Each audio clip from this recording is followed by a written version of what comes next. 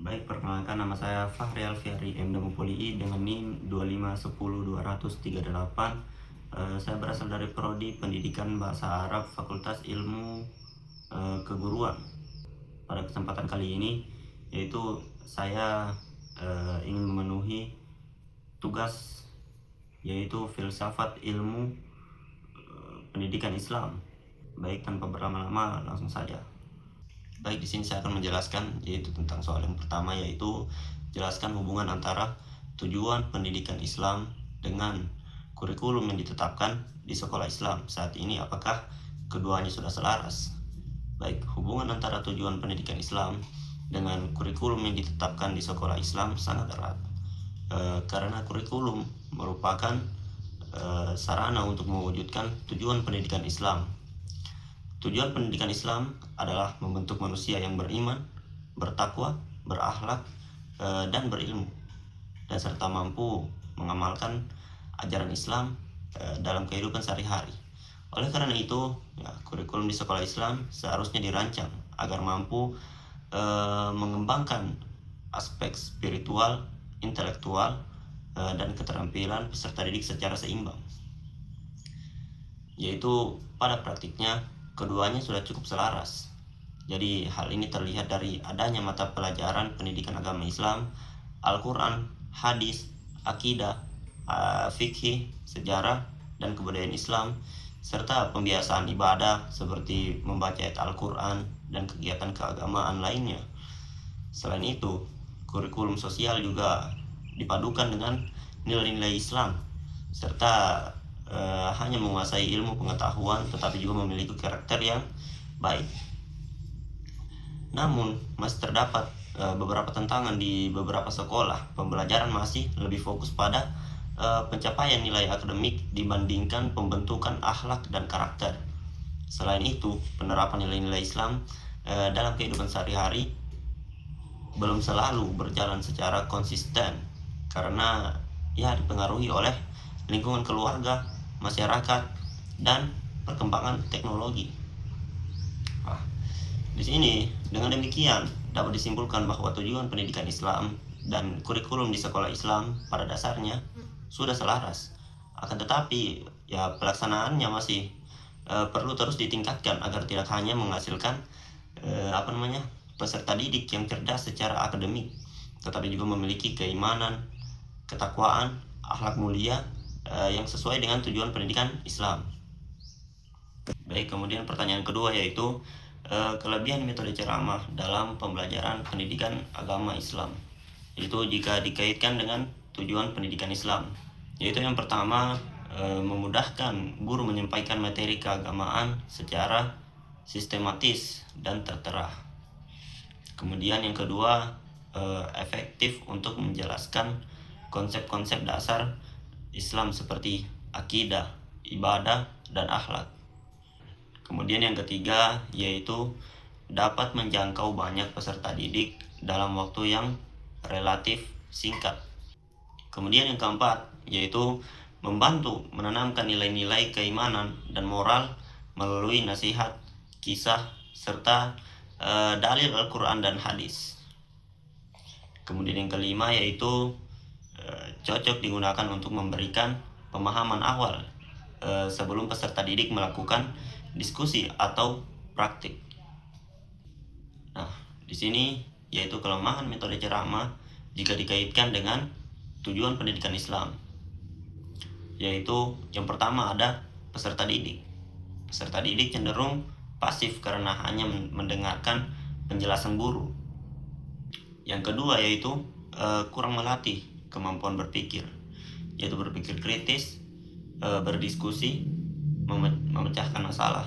Dan yang ketiga adalah yaitu sulit mengetahui apakah peserta didik benar-benar memahami atau mengamalkan materi yang telah disampaikan. Adapun yang keempat yaitu dapat membuat peserta didik mudah bosan dengan penyampaiannya.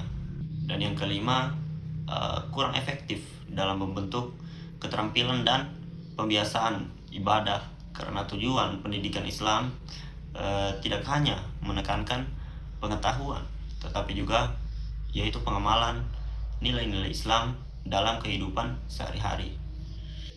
Nah, di sini saya akan menyimpulkan yaitu metode ceramah tetap memiliki peran penting dalam pendidikan agama Islam, yaitu terutama untuk menyampaikan konsep dan nilai-nilai keislaman, namun agar tujuan pendidikan Islam tercapai secara optimal, yaitu membentuk peserta didik yang beriman, berilmu, berakhlak mulia.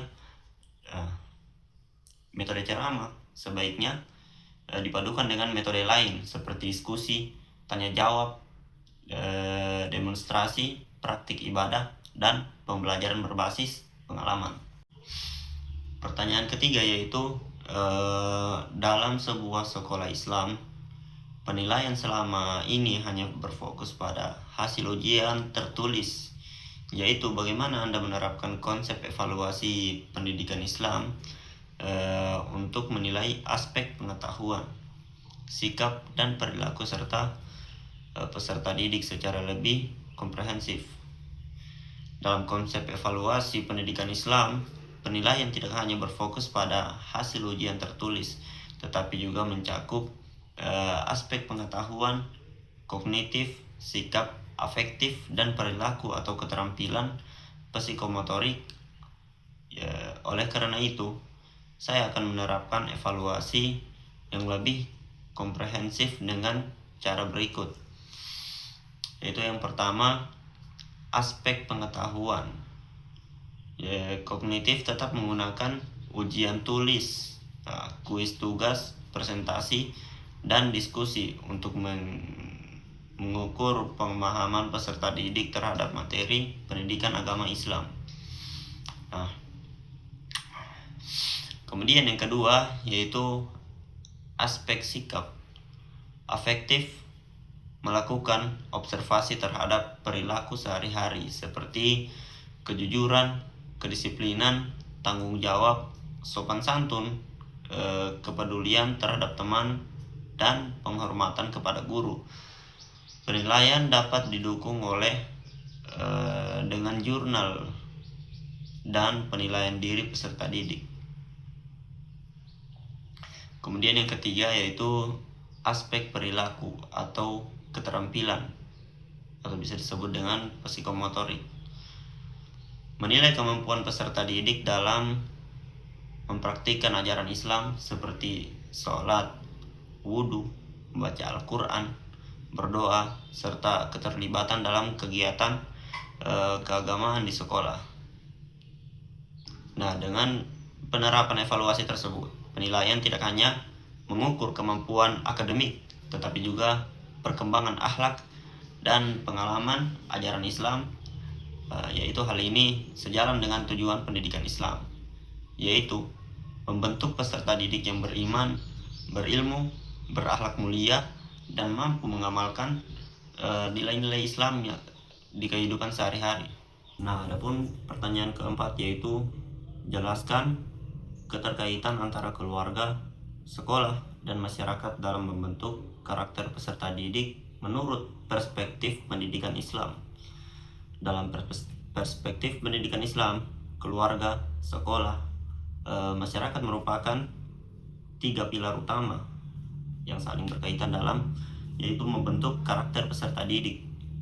Nah, ketiganya harus bekerja secara sinergis agar nilai-nilai Islam tertanam kuat dalam diri peserta didik. Yaitu pertama, keluarga adalah lingkungan pertama dan utama. Disinilah nilai-nilai akhlak, keimanan, kebiasaan baik diajarkan, yaitu oleh orang tua, menjadikan teladan, bimbingan dan motivasi anak-anak untuk menerapkan ajaran Islam dalam kehidupan sehari-hari. Kedua, yaitu sekolah, menjadi tempat pengetahuan dan penguatan ilmu dan pembiasaan nilai di sekolah, yaitu peserta didik belajar pengetahuan agama sekaligus diajak untuk mempraktikkan nilai-nilai Islam seperti disiplin, kerjasama, dan kepedulian guru juga. Baik, kemudian ke pertanyaan yang kelima, yaitu jelaskan mengapa Al-Ghazali menempatkan pembinaan akhlak sebagai tujuan utama pendidikan dan bagaimana gagasan tersebut relevan dengan kondisi peserta didik saat ini.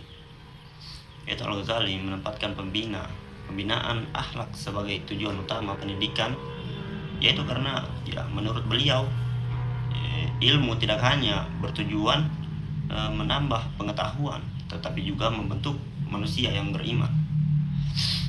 beriman, bertakwa, dan berakhlak mulia.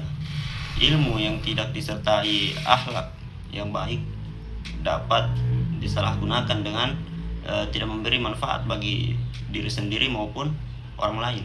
Oleh karena itu, pendidikan harus mampu membentuk yaitu kepribadian yang mencerminkan nilai-nilai Islam seperti kejujuran, tanggung jawab, kesabaran, dan rasa hormat kepada sesama. Nah, yaitu gagasan tersebut masih sangat relevan dengan kondisi peserta didik saat ini.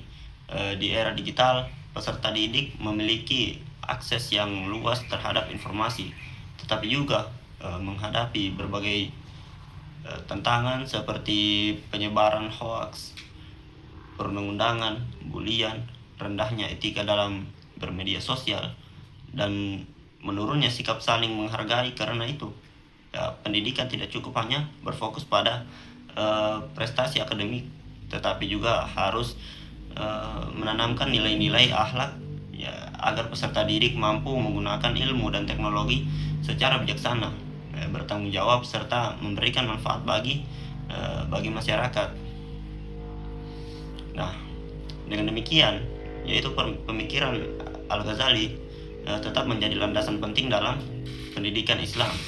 Karena apa? Yaitu karena menegaskan bahwa keberhasilan pendidikan tidak hanya diukur dari kecerdasan intelektual, tetapi juga dari kualitas akhlak karakter peserta didik.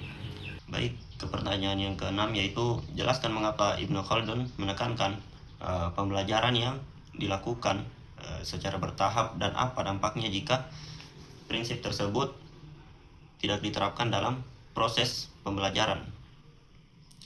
Ibnu Khaldun menekankan bahwa pembelajaran harus dilakukan secara bertahap karena kemampuan memahami peserta didik berkembang sedikit demi sedikit. Menurut beliau, materi sebaiknya diberikan dari yang mudah ke yang sulit, dari yang sederhana ke yang kompleks, serta disesuaikan dengan tingkat perkembangan dan kemampuan peserta didik. Dengan cara ini peserta didik dapat memahami materi secara mendalam tanpa merasa terbebani. Kemudian, jika prinsip tersebut tidak diterapkan, proses pembelajaran dapat menimbulkan beberapa dampak, yaitu dampak negatif seperti yang pertama, peserta didik kesulitan memahami materi karena terlalu sulit atau disampaikan terlalu cepat.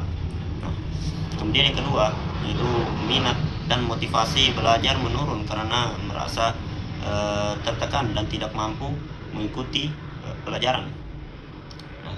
Kemudian yang ketiga, yaitu peserta didik cenderung hanya menghafal tanpa benar-benar memahami materi. Dan yang keempat, yaitu tujuan pembelajaran tidak tercapai secara optimal karena pemahaman peserta didik menjadi kurang kuat. Oleh karena itu, prinsip pembelajaran terhadap yang dikemukakan Ibnu Khaldun masih sangat relevan, sehingga saat ini guru perlu menyesuaikan materi, metode, dan tingkat kesulitan pembelajaran dengan kemampuan peserta didik agar proses belajar berlangsung efektif, menyenangkan, dan menghasilkan pemahaman yang mendalam.